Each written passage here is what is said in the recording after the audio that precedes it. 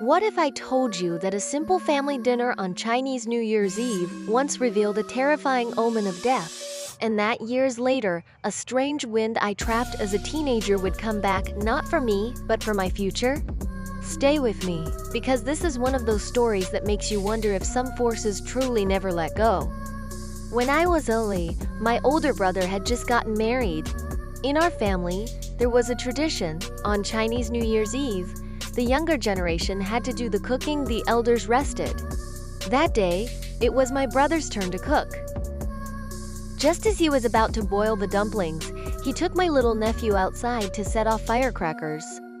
My mom and dad were sitting on the kong chatting. Later, it was my job to keep the fire going.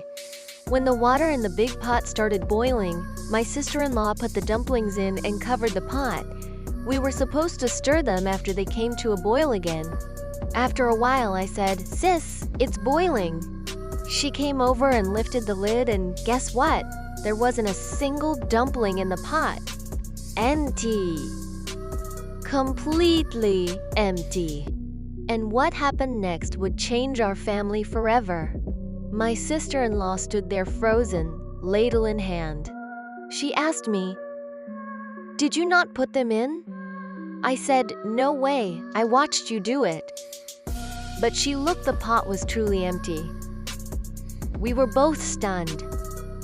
We called my mom. "Mom, what's going on this year?" The dumplings were put in, but after boiling, they're all gone. My mom whispered, "Don't shout, don't say a word." She got down from the kong, walked over to the pot, and lifted the lid. Sure enough, it was empty. Then, without a word, she grabbed a kitchen knife, threw it into the pot with a clang, put the lid back on, and told me to keep the fire going. After a few more minutes, the pot boiled again. This time, my mom didn't let my sister-in-law help. She lifted the lid herself, and this time, the dumplings were all floating there, perfectly fine. She quietly served them, we brought them to the table, and ate the meal in silence. Afterward, my sister-in-law kept asking my mom what had happened. My mom just shook her head and said, "Don't ask. This year might be unlucky for our family." That April, my dad was diagnosed with lung cancer. He passed away a little over a month later. But that wasn't the only time something unexplained followed me. Years earlier, when I was just 17, I made a mistake. I thought I was brave, but I wasn't. I thought it was just the wind, but it wasn't. Let me tell you another story from when I was 17. Back then, I worked with the production team. I was spreading sheep manure in the fields. I was pretty bold. One day, the team leader said we could take a break. Everyone gathered at the edge of the field, joking around. The older women liked to tease and sometimes went a bit too far. I was still a young girl then and felt too shy to listen, so I walked about 10 steps away and sat down on a rock. As soon as I sat, a small whirlwind started spinning around me. It made me angry. So I grabbed a manure basket from the field, trapped the whirlwind with it, and pressed a big rock on top. I thought I'd stopped it. I thought it was just a silly game. I was wrong.